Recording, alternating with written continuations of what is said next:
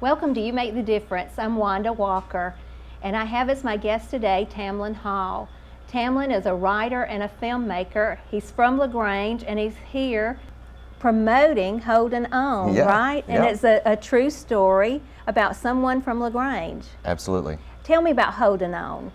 Holding On is a narrative film. It's based on a true story about a popular local native LaGrange teen who went to LaGrange High School, and it is basically a character study of self-medicating his undiagnosed mental illness his last 2 years of high school.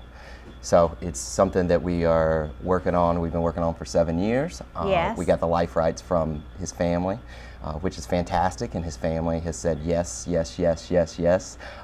So we're here 7 years later to shoot the film. Okay, and it's about Holden Layfield. Yes. And you met Holden Layfield in high school. I did. All right, tell me about that meeting, and Okay. also tell me about the friendship that evolved from that. Okay. I met Holden before that. We went to First Baptist Church up on the square. Our parents, our families, there's 2 floors to that Baptist church, so there's a balcony. So we were always on the front row of that balcony, and the Layfields were right beside us. So ever since I was growing up, when I was probably 6, 7 years old, Holden was there with his family. He's a couple of years older than me. So we never were quite connected in that same year, but I always knew him, and we're in the youth group together, and there's the churches do the mission trips with the choir. Yes. And so we sang, went around and did all of that stuff. So I knew him from church first, and then we were basically kind of in the same school system, the public school system, so we went to the LaGrange school system. Okay, and tell me how it was for you when you went to LaGrange High School. It's probably the same way. It's probably cliquish, and it's probably teenagers being teenagers and being mean to each other and bullying each other. And I think for some people, high school is probably one of the best experiences of their life. I think for maybe 99% of the others, it's not. It's rough. It's rough. It's Yes. rough. And that's just that's no slight on LaGrange High School at all. I love LaGrange High School. I Yes. love where I'm from. I'm proud to be from LaGrange. This is a fantastic community. That's why we're back here. That's why I wrote a story about someone from LaGrange, and we're shooting in LaGrange because I think that there's not a community like this around. I'm so grateful to be a part of this community, but like all high schools around, it's a little rough. Yes, and you were a little heavy. I was. That's a good, polite way of saying that. Yes. All right, so you were a little heavy, Uh-huh. Probably self-conscious about that. Yes. And didn't feel you had very many friends, or Yeah. is that right? Yeah. And Holden befriended you, right? Yeah. Holden. I befriended everybody. Yes. That was the beauty of Holden Layfield. Holden had a gift. Most of us at that age and as teenagers don't have that gift. Humanity is something that he carried within him at all times, 100%. You never saw Holden Layfield treat anyone with disrespect. I did research. I researched family and friends. Everybody who I talked to about Holden said the same thing. He was friendly, he was charming, he had respect. He had a gift and acceptance for everybody, and he accepted me.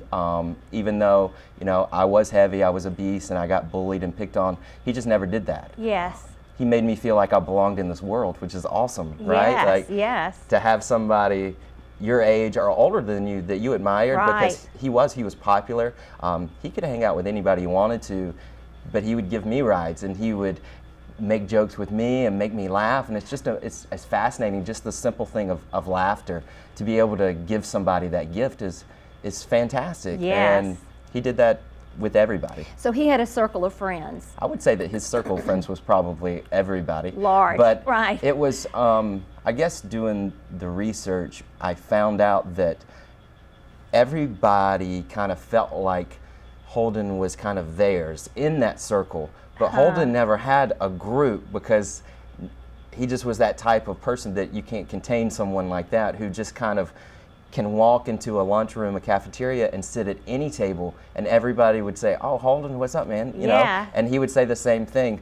a lot of times, I think in high school, if you see your friend hanging out with a different group other than the typical, people get, people say, why are you doing that? Who are they? There's kind of probably some jealousy and envy. But no one did that with Holden. They just kind of understood that he was a unique, he kind of had this like freedom to them. He kind of went to the beat of his own drum. We all know people like that, right? Yes. And so was he voted friendliest? He was. He was. He was voted, his senior year in high school, he was voted friendliest. Him and it was always a guy and a girl, so it was Christy Cleveland, I think Christy Cleveland Powell. And so they have a picture in the yearbook, the friendliest, and we kind of used that when we started promoting the film in raising money, because it's we're using the peace sign. Yes. Because Holden, every time you saw him, he was given the peace. And with us trying to, help in the stigma that's associated with mental illness, every time I talk to people, I go, if somebody does that, is that fearful? Or is that, are you scared of that? And no one is. I mean, it's just so giving. Yes. I mean, it's just all about love. So yes. We're using that. So something went wrong with Holden, and tell me about that. Okay. The last 2 years of high school, Holden started using drugs.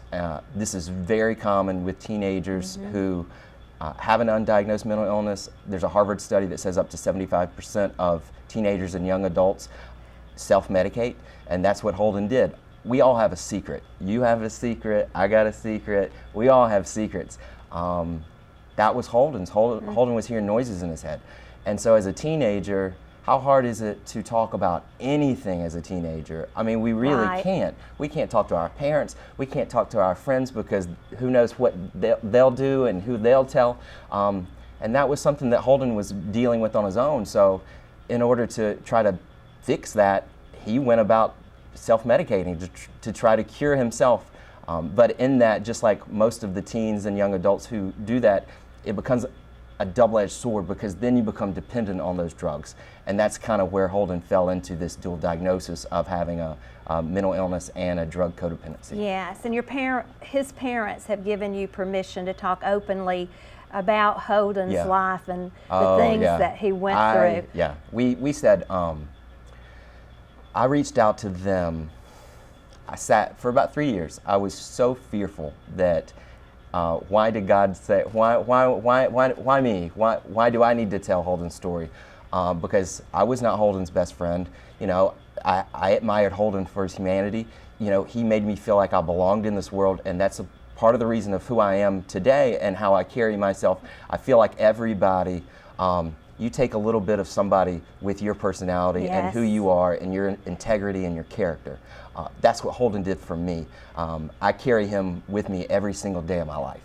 So it took me about 3 years to approach the Layfields, and I wrote this 10-page letter basically saying I hadn't seen you guys in a decade. Yes. Hey, I want to tell your son's story.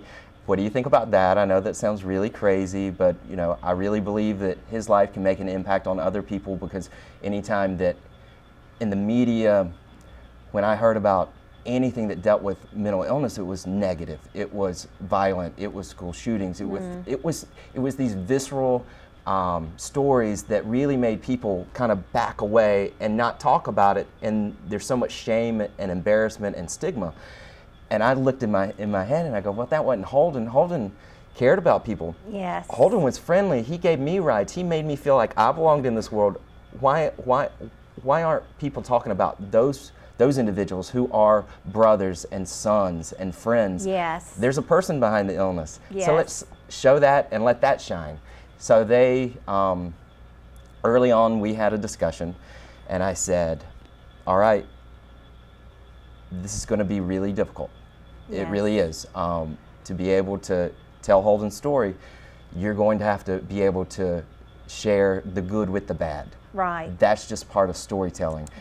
That's going to help the audience relate to this story, because we have to have the full story to tell that. You're going to find things out about Holden that you never knew, because as parents, I'm not a parent yet, but I'm sure as a parent, you don't know things that friends might know, you know, that Right. other acquaintances might know. That's just part of it. So that was me as a storyteller, I have to fit all the pieces of the puzzle together to tell the story as accurately and, you know, with a compelling and entertaining story for the audience, to have them relate to this, to be able to get on board and to say yes and to know that this is for the right reasons. And they said absolutely. And I lived in Los Angeles at the time, and I would fly to Atlanta, and they live in Big Canoe now. Okay. And so I would go up to Big Canoe, and we would talk for 10, 12 hours a day. Wow. One thing that it was fantastic, Wanda, because one thing that I found out, that it was probably my third trip there, and we were gonna take a break for lunch, and Miss Brenda said, you know, I just want to let you know that suicide has such a stigma with everything, and because Holden committed suicide, no one wants to talk to us about Holden. Holden was our baby. He was the youngest of their children, and they love Holden, and Right. they want to talk about Holden, and they Yes. want to talk about how awesome he is.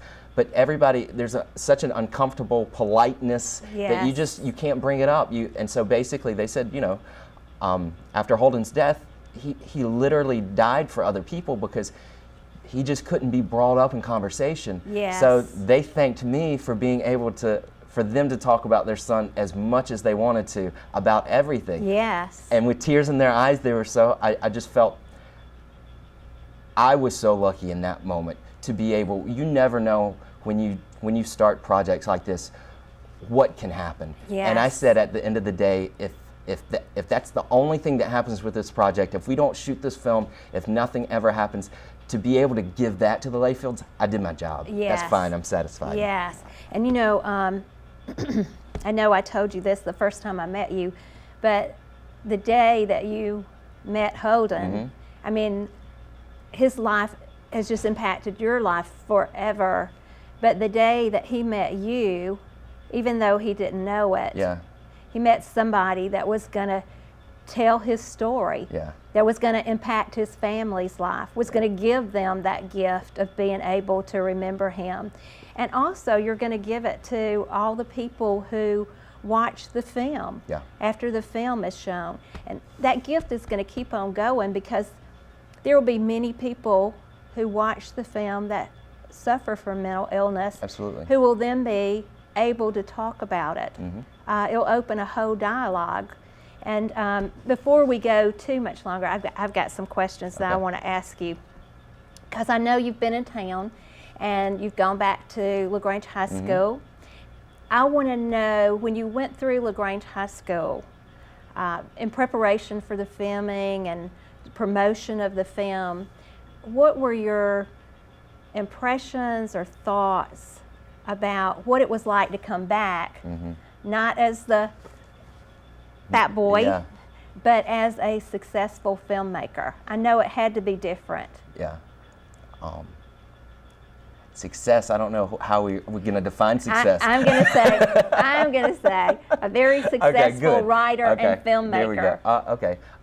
You know, it's always, when you grow up in a town and you leave Yes. and you come back, it's different. It feels different. Everybody's path and journey is different. And I appreciate everybody, whatever they do, and wherever they go, whether they stay here in LaGrange, whether they raise a family. I was raised here. Whether they go out and they come back, or they're gone forever and they make an impact in the world elsewhere. I think Yes. I think that's wonderful. Being back here gives me great pride to be able to feel like I could not be doing what I'm doing right now if I wouldn't have left. I felt like Yes. I had to take my own journey, and I had to take my own path, and I had to say yes to that in order to come back and feel like I'm doing this for the right reasons, with the knowledge is power, with everything that I have gone through and went to school at UCLA and all of the education. I'm so happy. I feel like, you know, if I can give an ounce, the project, the message, I think is fantastic. But on the other side of things, with kids, if we can show these kids that you can do what I did. I walked the halls at LaGrange High School. I was bullied. I was picked on. I had help. I saw people. They helped me, and I'm back. Yes. You can do this. You can do what I'm doing. You can go out. You can conquer the world. You can live your dreams. You can believe in dreams. I feel like so many times now people say the American dream's gone. No, it's not. No, it isn't. It's not. It's not. And there's so much beauty with that of saying yes. And it needs. Sometimes kids need to see that. Yes, they do. You know, so as little, you know, the little success that I've had so far, you know, as tiny as I am as an individual, you know, I can't do anything. You know, God has blessed me. It's amazing. You know, I said if this film gets made, it's nothing short of a miracle because how tough and difficult it is to make a film. But I know at the end of the day, what I really want these kids to understand is that, you know, you can do, if you believe in something, you can do it. Yes. But you have to take the actions. You have to do. And I want other families and parents to realize that that's absolutely, let's celebrate these kids from LaGrange, because LaGrange and Troup County, there's so much talent. You know, there is. There's so much talent just right here. I'm so amazed and wowed at this community. So I'm happy to be back. Yes. All right. So you were there, and the newspaper article about your visit included how you interacted with the boys and girls there, and one of the things that you did was to tell them how precious they were. I think you took their hands and told them how precious they were. Yeah. Now, what was behind that?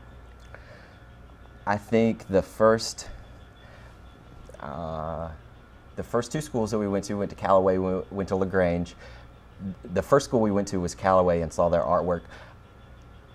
I was blown away by walking into the classroom and those students looking up at me and James with their artwork spread out and how talented these kids were. Yes. Just beyond, it blew my mind. And so when I first walked into that classroom, I immediately walked over and thanked everybody and shook their hand. And so at LaGrange, it just kind of, I didn't do that at first. And I was just so passionate because I walked the halls at LaGrange High School. Holden did. LaGrange High School just has a lot of meaning for me. My dad went to LaGrange High School. So it's just one of those things that I knew that it was probably going to be a little more emotional, or probably, like I think Matthew said, off the cuff. Like I typically do that, but so I just started talking, and I got to the point when I was talking about Holden's life and how, you know, he took his life and he was 19 years old. And how I feel like he impacted my life so much. Man, I would hate it if there's so many Holdens out there in this world. I don't know what my life would be like if I'd never met Holden Layfield. Yeah. There's so many out there that are helping all these other people, even though they're struggling in their own life. They're conduits of this humanity that exists. And I needed to tell these kids, because some could be struggling and we don't know it, how precious their life is, because it is. It's beautiful. And they need to hear that. And they hear it from parents maybe. They might hear it from teachers. And sometimes it goes in one ear, out the other. But, you know, to have somebody that they don't know walk in and tell them that, they needed to hear that. And teenagers need to hear that more often. They need to believe that their life is so very precious, and they can, when I talk about dreams, they can do anything. We can help each other. That's why we're starting the I Am Holding On movement it's going to help, you know, prevent suicide through art for those who are dealing with this. And our idea with the whole idea of doing it through art, I said, well, you know, sometimes people don't believe that teenagers have the capability of doing some stuff because they're inexperienced, or, you know, I don't know. And I said, well, let me put my belief in them to allow them to help each other, because wouldn't that be cool if they had the accountability, not the parents, you know, not the adults, but the young adults and the teenagers, because, you know, they can handle accountability. It's possible, and they can help each other, and they can admire and encourage each other through art. I think that's awesome, because we're making a film that's art, and I think Yes. that sometimes art is, we can't communicate as people. It's really hard for us to sit down and communicate. It's just it's just, as adults it's hard. So art is it's a creative outlet that we can express ourselves without necessarily having to do this so much. Yes. But that starts this. Yes, and it lays it out It does. perfectly. Yeah, and you know, you have really had favor in LaGrange when you've come back and been promoting Holding On. One of the things that'll happen is that Cochran Art Gallery Yeah. is going to display the art Yeah. that the students have done. Yeah. Tell me about that. The Cochran Gallery downtown has said yes to having an exhibit of I Am Holding On artwork for all of the students of the local high schools who have contributed artwork, and it's beyond amazing just for the pure fact of how talented these kids are. But one thing that, like when we talk about dreams, some of these kids, this is what they want to do. They want to create art and have a career. And in talking to Cami Mike Adams and a few people who understand that side of the art world, which I'm inexperienced, they said, you know, for these kids to be able to put that on their resume, Yes. that's huge. That is beyond huge.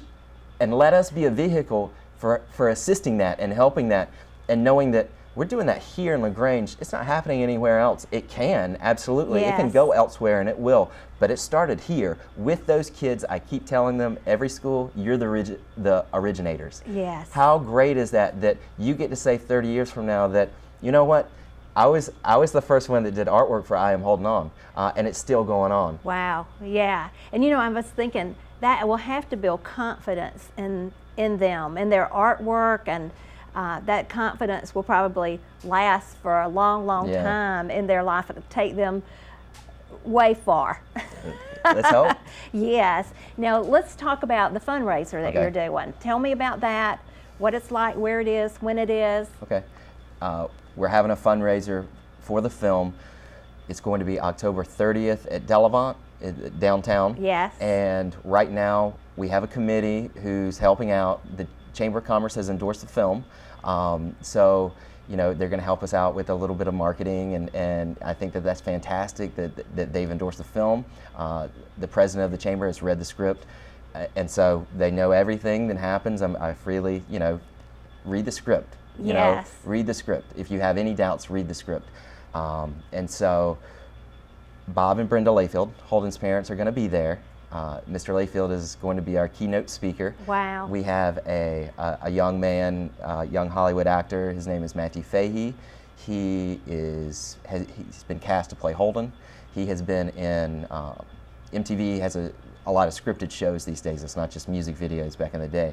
So he was in a show called Awkward, which it's kind of a teen show, and he played Ricky Schwartz for a couple of seasons on that show, and he's been on Grey's Anatomy, Longmire, Oh, wow.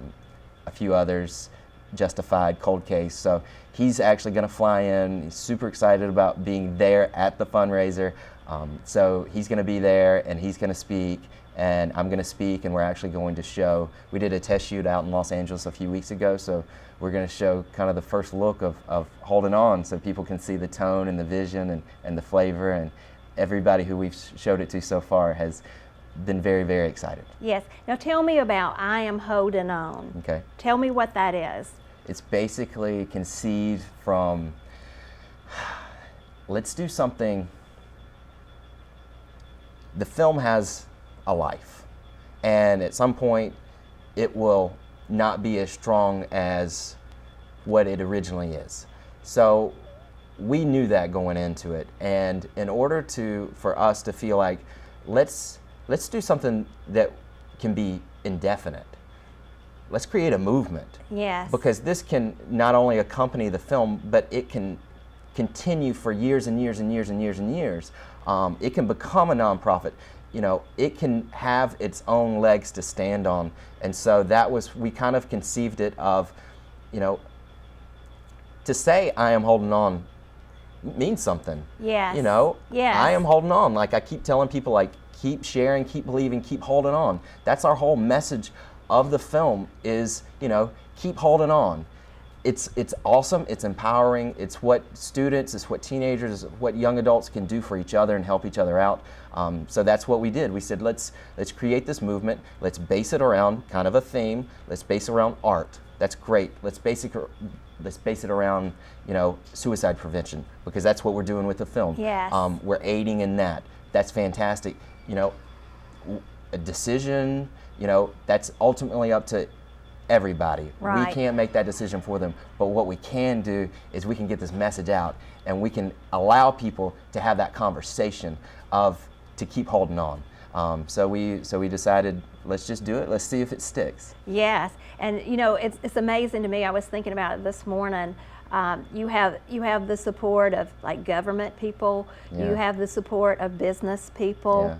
You have the support of education. You've Yeah. been in the school system. Can't They've believe given it. you freedom. That was amazing. You have the support of families. Yeah.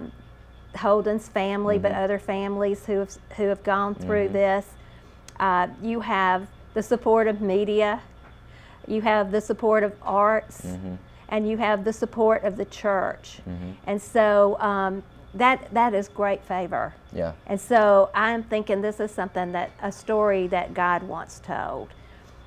Just That gave me a briefly, chill bump. Yeah, I believe so. Yeah, just briefly tell me about going to the First Presbyterian Church. You're going to talk to the Okay. youth. Tell me about that. So after I get done with this, I'm going to drive over to the Presbyterian Church and kind of get set up, and we are going to have this engaged audience tonight. Yes, Hopefully the youth yeah. at the First Presbyterian Church are going to come.